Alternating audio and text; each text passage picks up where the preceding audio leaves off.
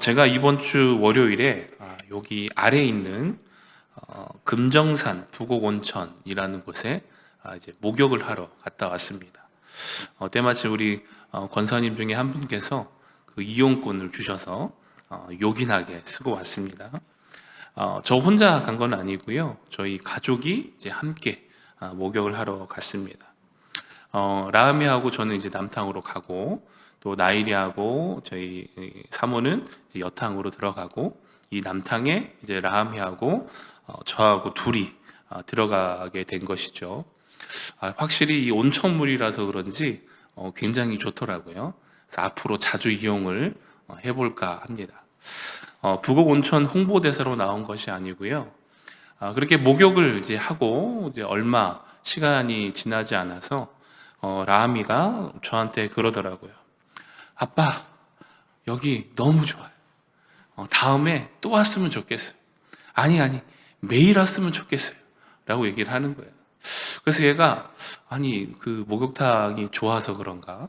아니면 물놀이 하는 게 좋아서 그런가? 곰곰이 생각을 해보니까, 함께, 아빠와 함께 그 목욕탕에 왔다라는 것이 그 아이에게 굉장히 큰 기쁨과 행복감을 주었던 것이 아닌가라고 생각이 되어졌습니다.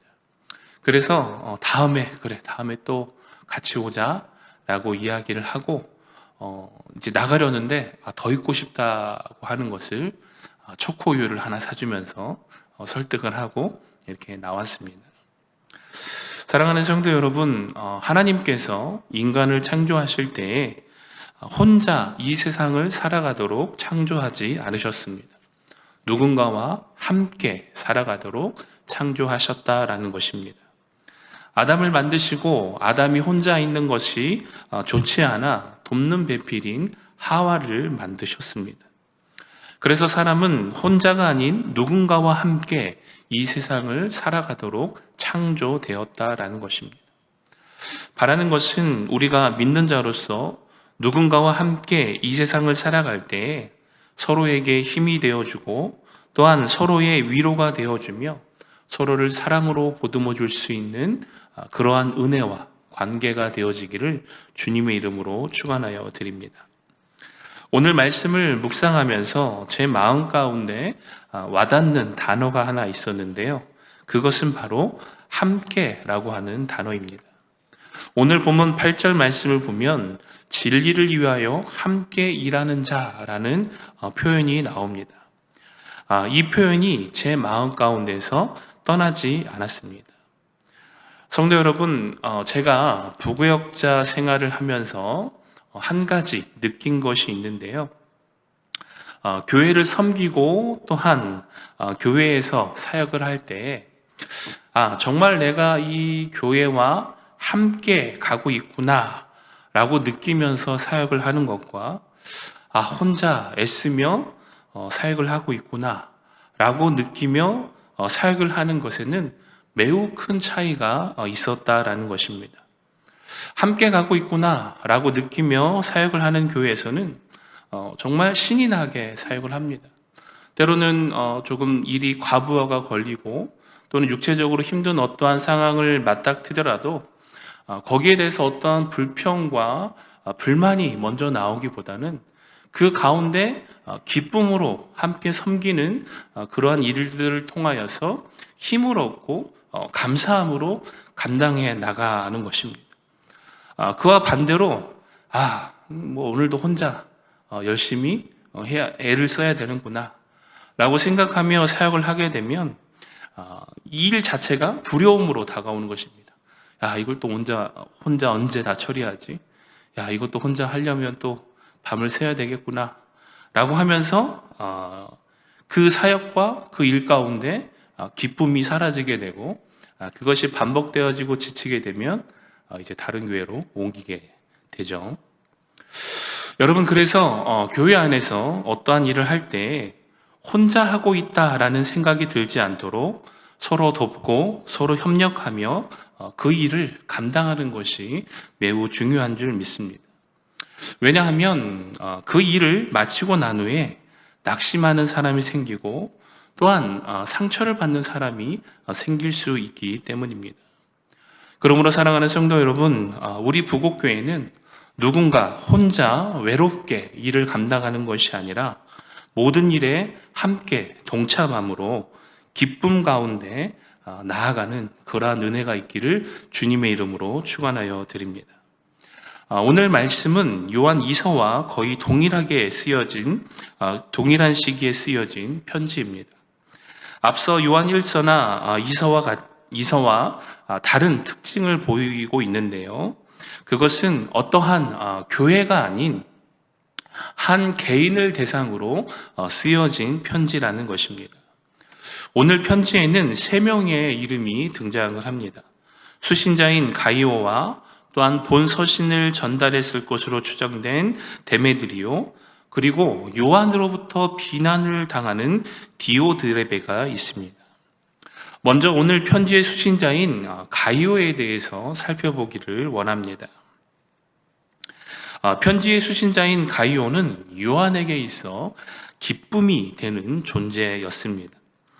지난 시간 요한 2서를 나눌 때에도 말씀을 드렸지만 목회자에게 있어 성도들이 진리 안에서 행하고 있다라는 소식을 듣는 것보다 더 큰 기쁨은 없습니다. 그러한 의미에서 가이오는 요한에게 큰 기쁨을 주는 성도였습니다. 가이오는 그리스도의 말씀 안에서 진리를 따라 신실하게 살아가는 성도로서 순회 전도자들을 극진히 대접하였고 또한 모든 성도들에게 칭찬받는 자였습니다. 그래서 오늘 본문 2절 말씀을 보면 요한이 가이오에 대하여 축복하는 것을 볼 수 있는데요. 사랑하는 자여, 내 영혼이 잘된과 같이 내가 범사에 잘되고 간건하기를 내가 간구하노라. 아멘. 사랑하는 성도 여러분, 목회자가 매일 그 성도를 위하여 하나님의 복을 받을 수 있도록 매일 간구하는 삶을 살아가고 있다면 성도로서 그는 복된 삶을 살아가고 있는 것일 겁니다. 2절 말씀의 요한은 가이오를 향해 사랑하는 자여 라는 표현을 씁니다. 오늘 요한 3서에서 이 사랑하는 자여 라는 표현이 굉장히 많이 사용되어지는데요.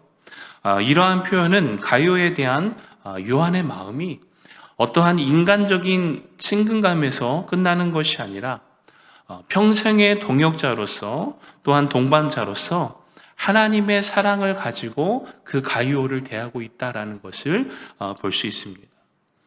여러분, 이제 사역을 하다 보면 또 목회자로 어떠한 교회 가서 또 부교역자로 섬기다 보면 정말 함께 그 사역을 동역하고 또 이 사람과는 함께 이 사역을 감당해야 되겠구나 라고 하는 성도님들이 한두 명씩 있습니다.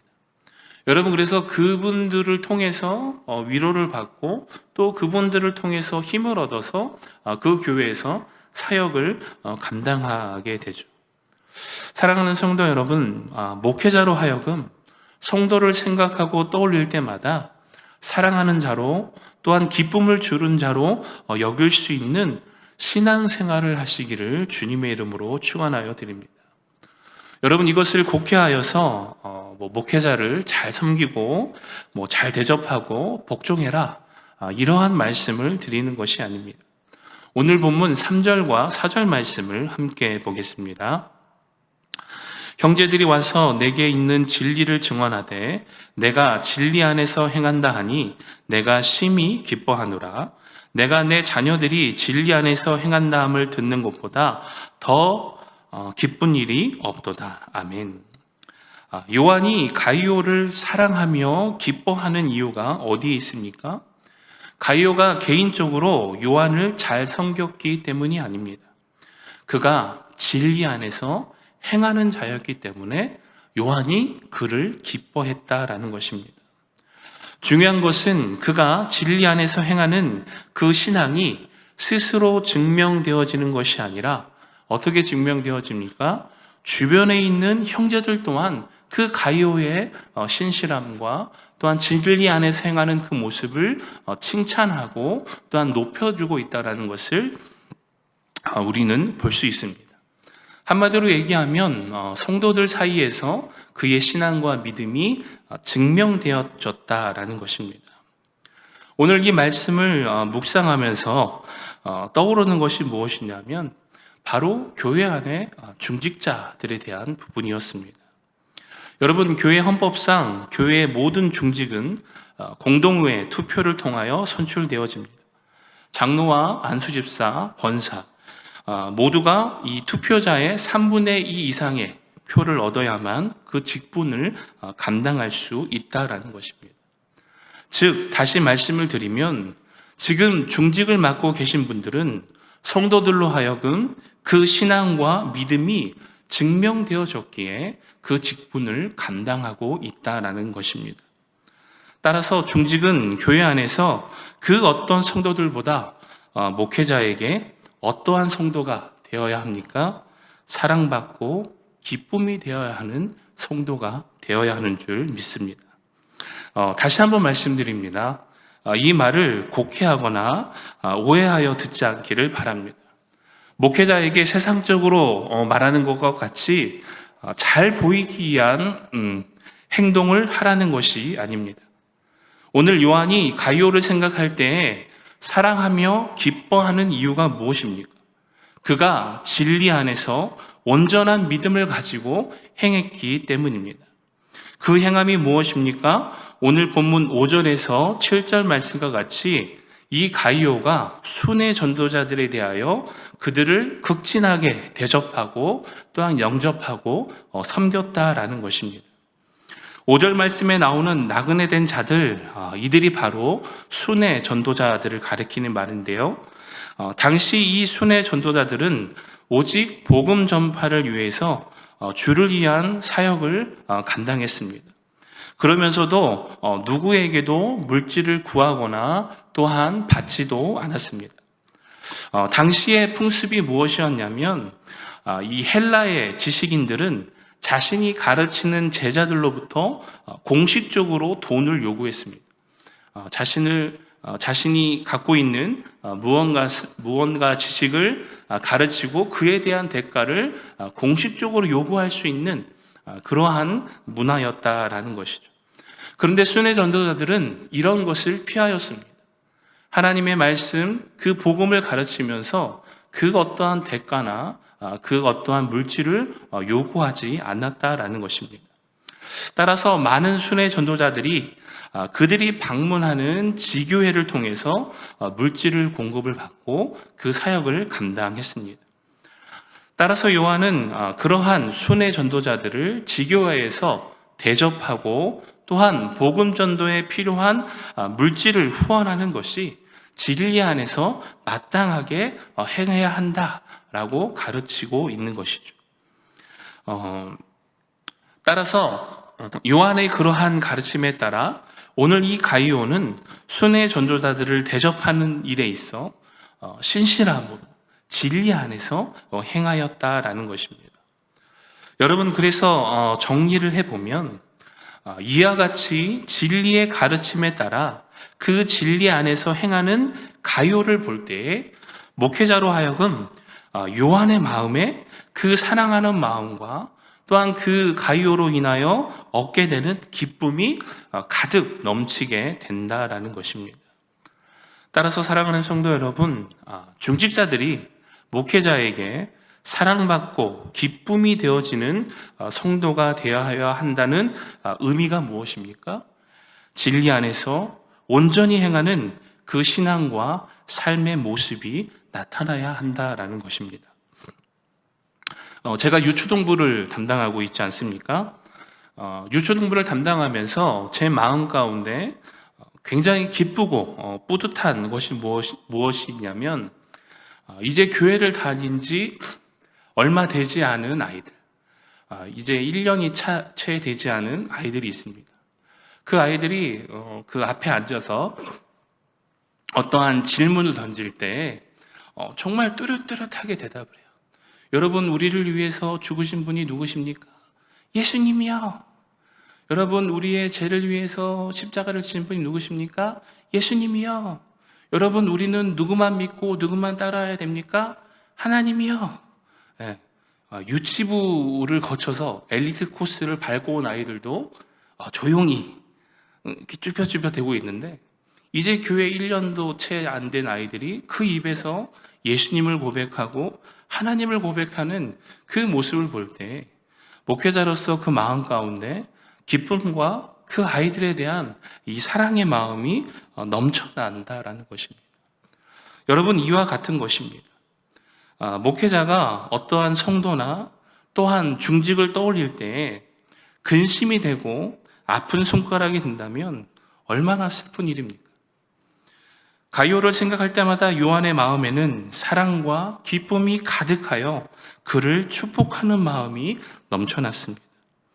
바라는 것은 우리 부국교회의 모든 중직들과 성도님들이 생각하고 떠올릴 때마다 목회자의 마음에 사랑과 기쁨이 충만하게 넘쳐나는 그 은혜가 있기를 간절히 소망합니다.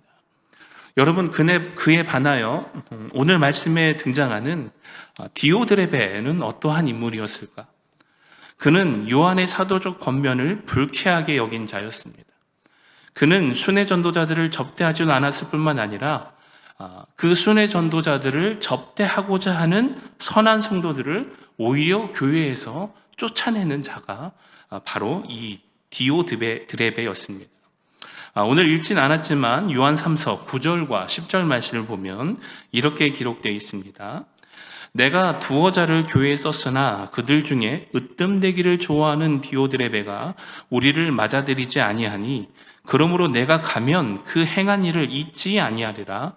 그가 악한 말로 우리를 비방하고도 오히려 부족하여 형제들을 맞아들이지 아니하고 맞아들이고자 하는 자를 금하여 교회에서 내쫓는도다. 여러분, 이 디오드레베는 가이오와 달리 사도 요한의 권면을 무시하고 전도자를 박대하였습니다. 그러한 디오드레베를 향하여 요한은 그가 으뜸이 되기를 좋아하는 자라고 표현했습니다. 여러분, 이 말씀의 의미는 자신에 대하여 스스로 높이는 것을 좋아한다라는 의미입니다. 그는 진리 안에서 행하기보다 스스로 높아지라는 것에 더욱더 열심히 있었습니다. 그래서 교회의 지도자로 순회 전도자를 대접하고 섬기는 것이 마땅하지만 그 순회 전도자를 배척하고 더 나아가서는 재판장이 되어 다른 사람들을 판단하며 또 그 순회 전도자를 대접하고자 하는 성도들을 내쫓는 일까지 서스럼 없이 행했다라는 것입니다. 따라서 이 디오드레베의 잘못은 크게 세 가지입니다. 첫 번째는 하나님께서 세우신 사도 요한에 대하여 악한 말로 비방한 일입니다. 두 번째는 순회 전도자들을 제대로 대접하지 않은 일입니다. 그리고 세 번째는 이 순회 전도자들을 대접하려고 하는 자들을 오히려 출교한 일입니다.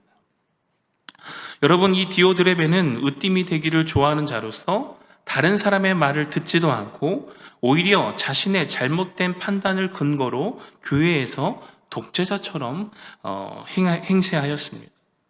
여러분, 요한은 이러한 디오드레베의 악행에 대해 결코 간과하지 않을 것이라 라고 편지하고 있습니다.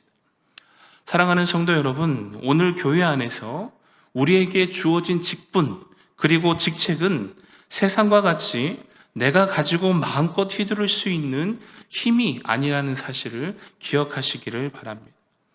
우리의 마음에 으뜸이 되고자 하는 마음을 제거하셔야 됩니다. 스스로 높아지려는 것은 스스로 망하게 하는 지름길이라는 사실을 기억하셔야 합니다. 사랑하는 성도 여러분, 교회의 모든 직분과 직책은 교회를 세우고 섬기며 봉사하기 위한 직분이고 또한 직책들입니다.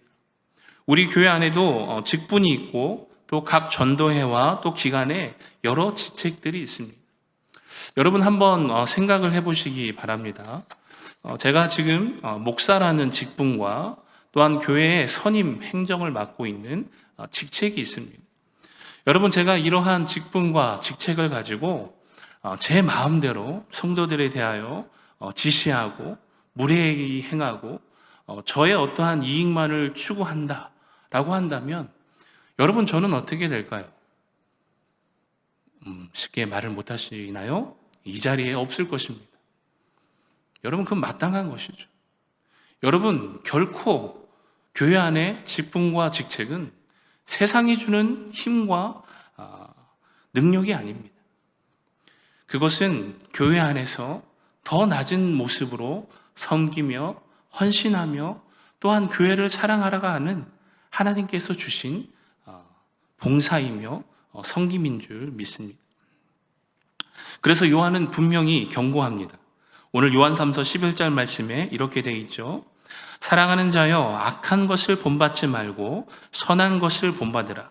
선을 행하는 자는 하나님께 속하고 악을 행하는 자는 하나님을 배웁지 못하였느니라.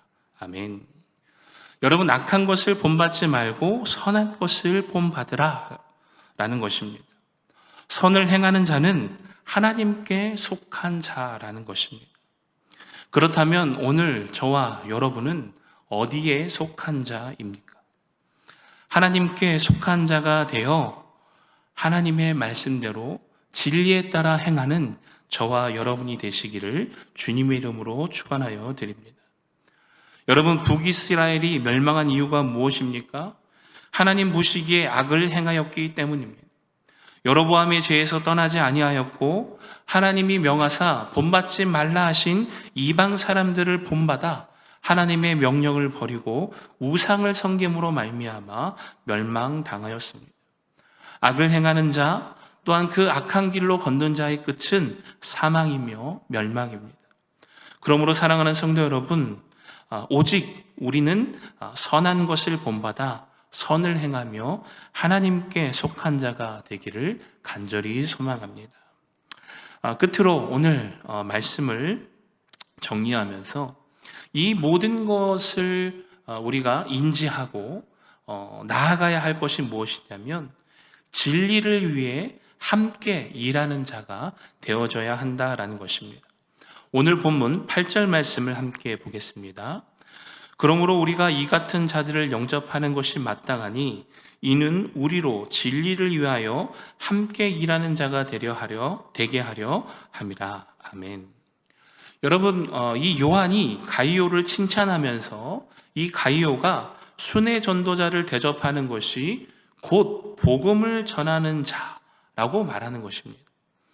요한은 이 순회 전도자를 잘 대접하고 영접하는 것은 직접 복음을 전파하지 않을지라도 그 전도자들과 동일한 동역자가 되도록 하는 소중한 일이라는 사실을 강조하고 있다라는 것입니다.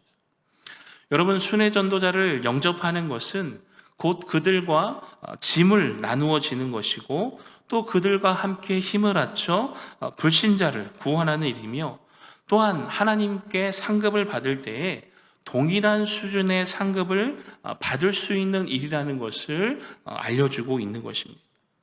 여러분, 더 넓은 의미로 확대하여 보면 어떠한 모양으로든 복음을 전하는 목회자나 또는 선교사님들 또는 그들의 교회를 돕고 후원하는 것은 곧 그들과 함께 그 복음 사역을 감당하는 것이다 라는 말씀입니다.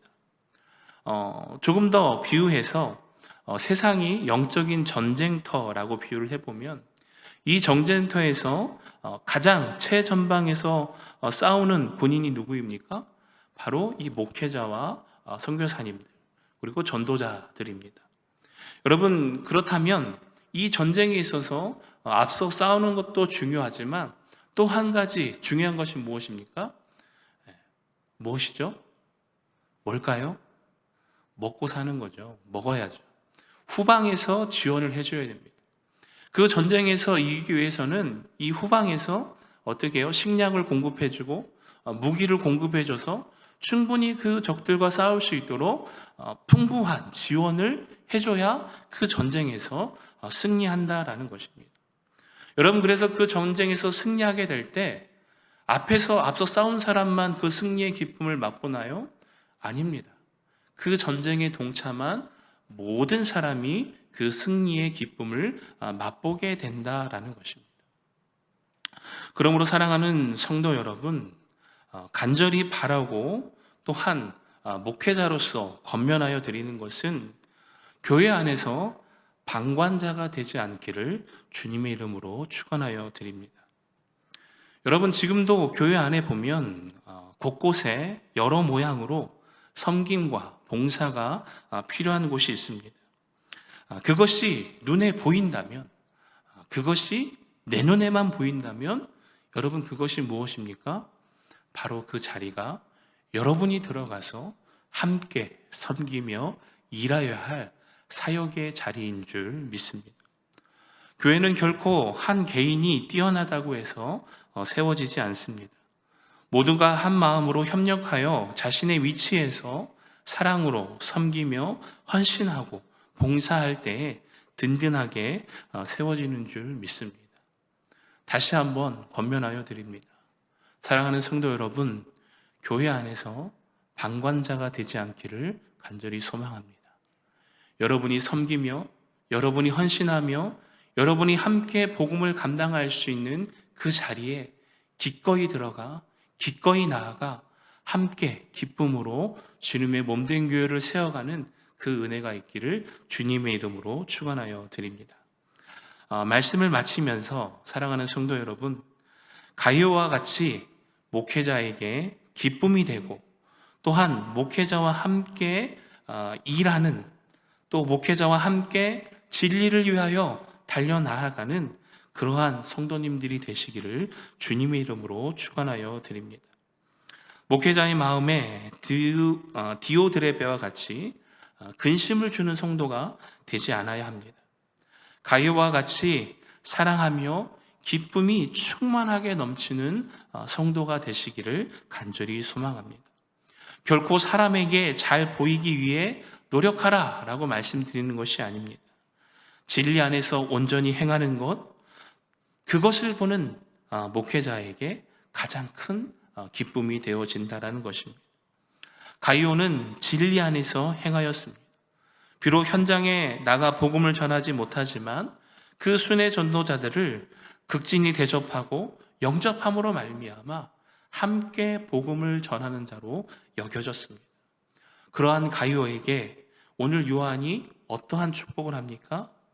사랑하는 자여, 내 영혼이 잘된과 같이 내가 범사에 잘되고 강건하기를 내가 간구하노라.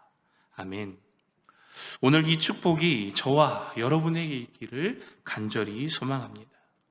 사랑하는 성도 여러분, 사랑하는 부곡교회 성도 여러분, 우리 함께 갑시다.